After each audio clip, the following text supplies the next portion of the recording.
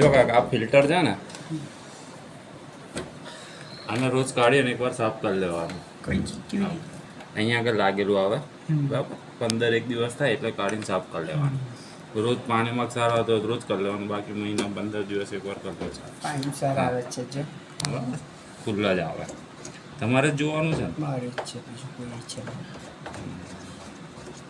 કરવાનું. કપડાં ગંદા હોય ને એ પ્રમાણે નાખવાનું બરાબર. તમારા કપડાં મેલા હોય એ પ્રમાણે પાવડર લિક્વિડ યુઝ કરવાનું. લિક્વિડ છે નાખી દઉં ઉપર નીચેથી પ્રેસ કરશો ને એટલે નીકળી જશે. આને રોજ કાઢી અને વોશ કરી લેવાનું બરાબર. વાર રોજકા જે બી હશે બધું આની અંદર ભરાઈ જશે બરાબર. આને રોજ કરી દેવાનું.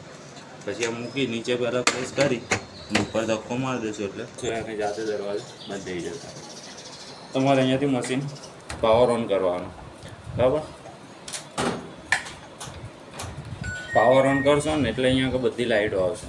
દિલ્હીમાં તમારે 2 પ્રોગ્રામ નોર્મલ પ્રોગ્રામ યુઝ થશે. પાવર ઓન કરી એટલે અહીંયા બધી લાઇટો આવે ને એટલે ખાલી સ્ટાર્ટનું બટન આપી દેવાનું. પહેલું આ બટન અને પછી સ્ટાર્ટ બટન. એની જાતે જ મશીન નોર્મલ પ્રોગ્રામ સેટ કરી લેશે. ટાઈમ આવશે કેટલો ટાઈમ લાગશે અને પછી પાણી આવવાનું ચાલુ થશે. નળને આપણો ઓન જ રાખવાનો બરાબર 24 કલાક. હા એની જાતે જ પાણી આવશે. મશીનની રિક્વાયર્ડ હશે એ પ્રમાણે પાણી લેશે. તો જે રિન્સનો ટાઈમ કેટલો છે અને સ્પિનનો ટાઈમ કેટલો છે બધું ઇન્ડિકેટર આવી જશે. અને કપડાં ધોવાઈ જશે એટલે મશીન એની જાતે આખું બંધ થઈ જશે. લાઇટ બ્લિંકિંગ થશે ને એ પ્રોગ્રામ ચાલુ થશે ને પછી લાઇટ આવી જશે વોશ પર એટલે વોશ થશે. વોશ પતશે પછી રિન્સ આવશે ને છેલ્લે સ્પિન આવશે. ત્રણેય થઈ જશે એટલે મશીન આખું બંધ થઈ જશે. બરાબર નાખી દો.